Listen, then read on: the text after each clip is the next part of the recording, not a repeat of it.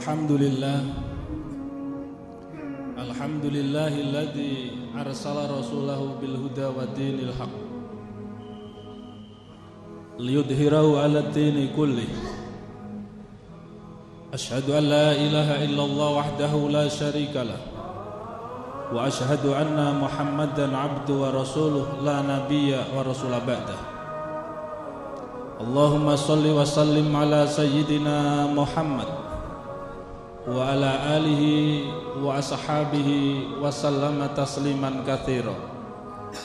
Amma ba'du. Fa ya ayyuhan nas ittaqullaha haqqa tuqatih wa la tamutunna illa wa antum muslimun. Wa qala ta'ala fi kitabil aziz, a'udzu billahi minasy syaithanir rajim.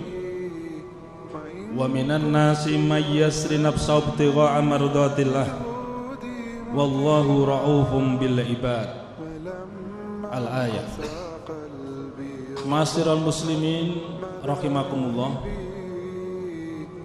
marilah kita senantiasa puji syukur kehadirat Allah Subhanahu wa taala atas limpahan rahmat, nikmat serta hidayah yang telah Allah karuniakan kepada kita sekalian.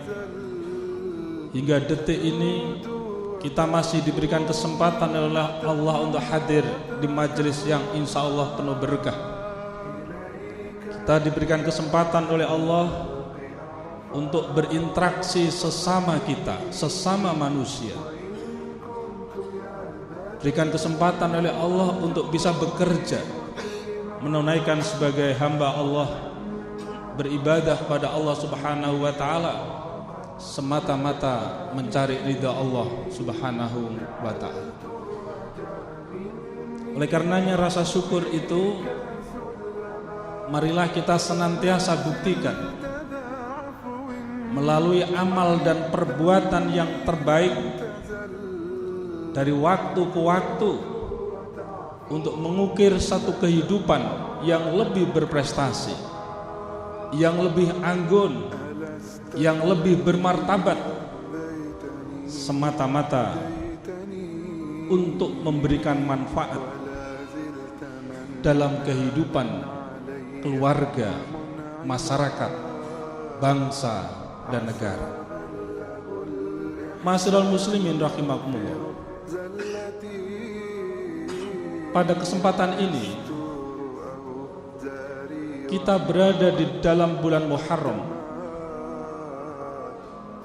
bulan yang penuh hikmah yang disebut dengan Syahrullah, bulan Allah. Di bulan ini Rasulullah Muhammad sallallahu alaihi wasallam memperbanyak ibadah-ibadah yaumiyah melalui puasa, melalui zikir dan berdoa pada Allah Subhanahu wa taala. Bahkan di sebagian hadis atau di mayoritas di dalam hadis dijelaskan bahwa di antara bulan-bulan yang lain selain bulan Ramadan, Rasulullah memperbanyak puasa di bulan Muharram ini. Bahkan janji Allah Subhanahu wa taala, hamba Allah yang memperbanyak puasa di bulan Muharram ini, dosa-dosa yang kita lakukan satu tahun dihapus oleh Allah Subhanahu wa taala, terutama adalah dosa-dosa kecil.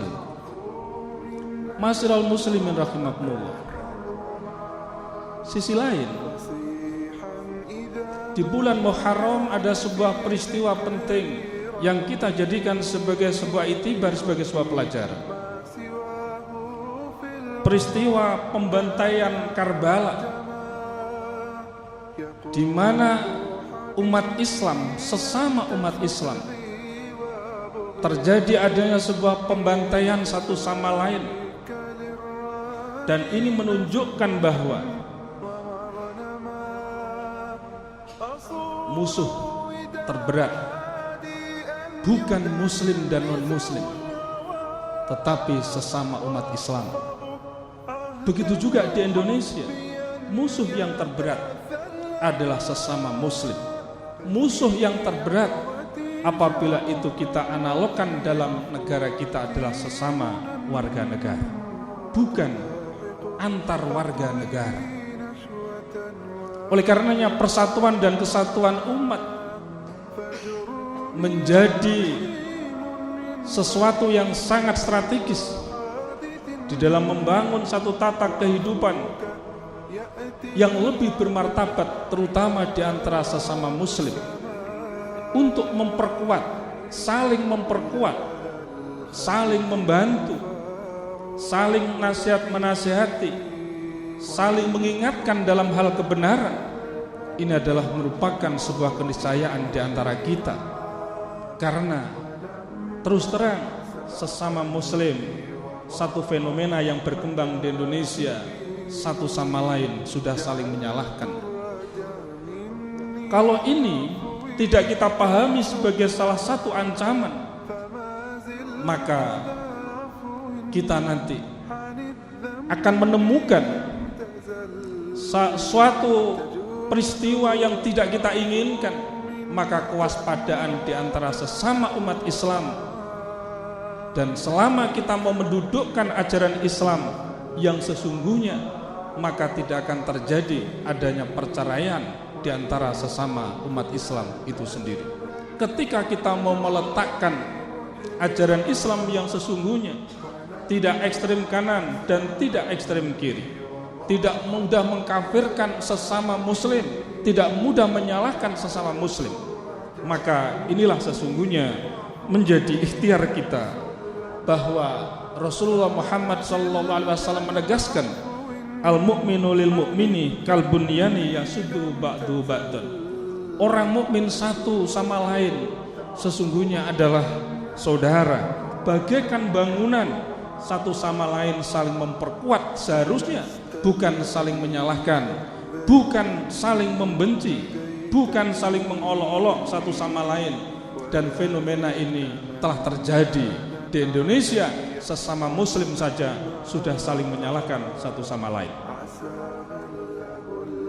Peristiwa Karbala menyisakan sebuah penderitaan yang luar biasa. Di antara sesama muslim saling membunuh, yang pada akhirnya banyak di antara mereka anak-anak yatim piatu, yang disinilah kemudian di dalam ajaran Islam dianjurkan di 10 Muharram untuk menyantuni anak yatim piatu.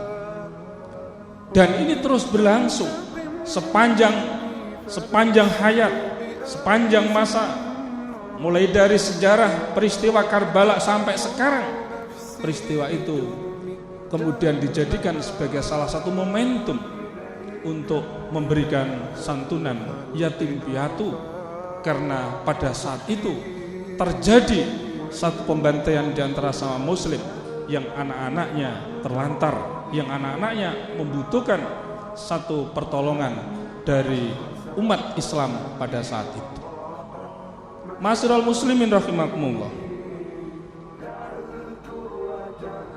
langkah santunan, langkah seseorang untuk memberikan sedikit atau sebagian dari harta benda yang kita miliki adalah merupakan sebuah perintah dan kewajiban bagi kita, yang diharapkan di dalam ajaran Islam, agar supaya kita menyisihkan sebagian harta benda kita untuk saudara-saudara kita, untuk fakir miskin, terutama bagi yatim piatu. Bahkan di dalam kitab Nasuihul Ibad dijelaskan, salah satunya adalah as-sahiyul ladzi malan iktasaba malan halalan wa anfaqahu fi sabilillah bighairi riya. Orang dermawan begitu penting dalam konteks ini. Orang dermawan, orang yang menyisihkan harta bendanya untuk diinfakkan, untuk disedekahkan di jalan Allah Subhanahu wa taala tanpa riya, tanpa maksud mendapatkan pujian orang lain, tanpa maksud agar supaya mereka mendapatkan satu apresiasi dari orang lain. Ini adalah merupakan satu tindakan atau satu amalan yang baik, yang mulia di hadapan Allah Subhanahu wa taala. Bahkan di dalam kitab Nashaikhul Ibad di sana dijelaskan, yang disusun oleh Syekh Muhammad Nawawi Ibn Umar Al-Jawi, as-sakhiyu qaribu minallah, orang dermawan itu adalah dekat dengan Allah karena memang itu melaksanakan perintah Allah. Qaribu minannas, mereka juga dekat dengan manusia dengan sikap kedermawanannya itu. Qaribu minal jannah, mereka juga dekat dengan surga Allah. Baidu minan nar, mereka jauh dari api neraka. Sikap dermawan bukan semata-mata ditunjukkan melalui harta benda yang kita miliki. Sebuah senyuman, sebuah wajah yang berseri-seri yang ditampilkan di hadapan orang lain, sebuah pertolongan untuk membantu sesamanya, apakah itu gotong royong dan lain sebagainya. Kedermawanan tidak selalu diwujudkan dalam bentuk harta benda, tapi sikap gotong royong, ucapan yang baik, senyuman yang ditebarkan, itu adalah bagian dari sikap dermawan yang apabila kita tampilkan dalam kehidupan sehari-hari, betapa indahnya, betapa harmoninya dalam kehidupan ini. Tidak lagi kemudian terjadi adanya satu sikap-sikap primordialisme, sikap-sikap diskriminasi di antara sesama umat Islam. Tapi sesungguhnya apabila umat Islam mau bersatu padu, maka untuk membangun satu kehidupan yang anggun dan bermartabat adalah merupakan sebuah keniscayaan bagi kita semuanya.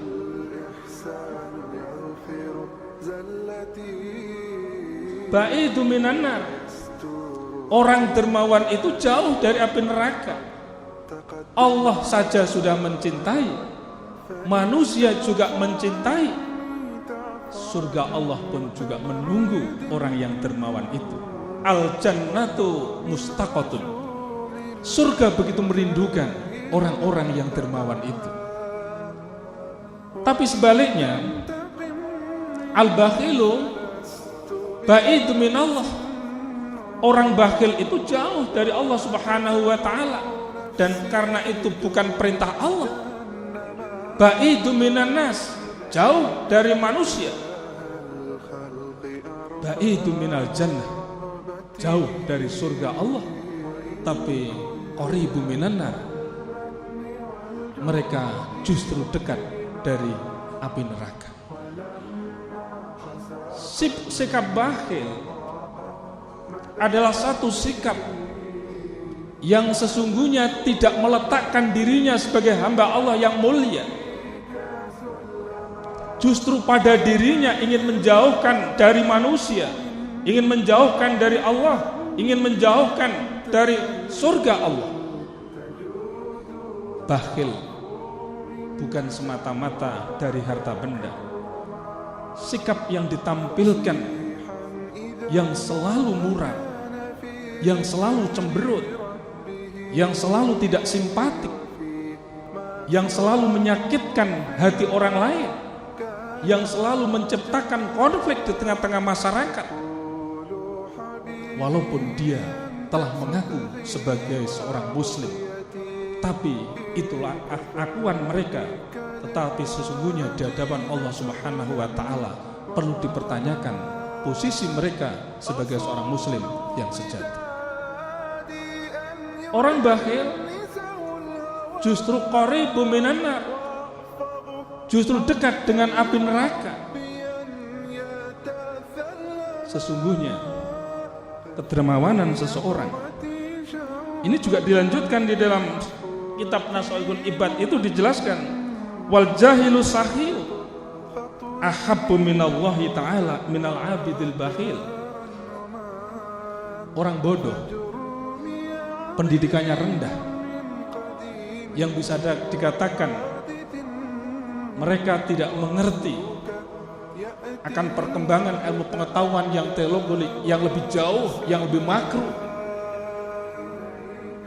Tetapi mereka dermawan itu lebih dicintai oleh Allah Subhanahu wa taala minal abidil bakhil, daripada orang yang ahli ibadah tetapi mereka bakhil atau pelit. Ma'asyiral muslimin rahimakumullah, kalau bisa kita ini yang memiliki satu kecerdasan yang tinggi tetapi juga dermawan. Tidak bisa kemudian kita pilih asalkan kita dermawan, walaupun kita bodoh tidak masalah. Tapi ajaran Islam justru menuntut bagaimana kita ini terus belajar dan belajar dalam rangka untuk memperbaiki sikap dan perilaku kita di dunia ini sampai kita masuk ke liang lahat. Ma'asyiral muslimin rahimakumullah, momentum yang mulia yang sebentar lagi insya Allah kita akan menemukan 10 Muharram, satu momentum yang luar biasa untuk bersama-sama menyisihkan sebagian harta benda kita, untuk peduli terhadap yatim piatu. Di lingkungan kita jumlahnya sangat banyak sekali, bahkan fakir miskin sekalipun adalah menjadi tugas kita bersama sebagai umat Islam yang menyisihkan sebagian harta benda kita untuk peduli terhadap orang-orang du'afa, orang-orang yang lemah, orang-orang yang membutuhkan perhatian kita semuanya. Mudah-mudahan kita selalu dibimbing oleh Allah Subhanahu wa taala, selalu diberikan hidayah oleh Allah, diberikan kekuatan oleh Allah, diberikan rahmat oleh Allah. Dari waktu ke waktu sikap dan perilaku kita semakin terupgrade dengan baik, semakin terupdate dengan baik, semata-mata untuk membimbing pola pikir kita, membimbing perilaku kita, membimbing amalan-amalan ibadah kita, semata-mata untuk mencari ridha Allah Subhanahu wa ta'ala. Ada satu peristiwa penting yang menjadikan kita jadikan sebagai satu renungan. Pada zaman Rasulullah Muhammad SAW, kita mengenal seorang yang bernama Suhaib Ar-Rum. Beliau adalah sahabat Rasulullah yang memiliki harta benda 2/3 dari kekayaan orang Mekah pada saat itu. Rasulullah sudah berada di Madinah. Suhaib Ar-Rum bertugas untuk berdakwah di Mekah. Beliau memiliki perusahaan yang sangat banyak, bahkan di dalamnya terdapat orang-orang kafir Quraisy bekerja di dalam perusahaan itu.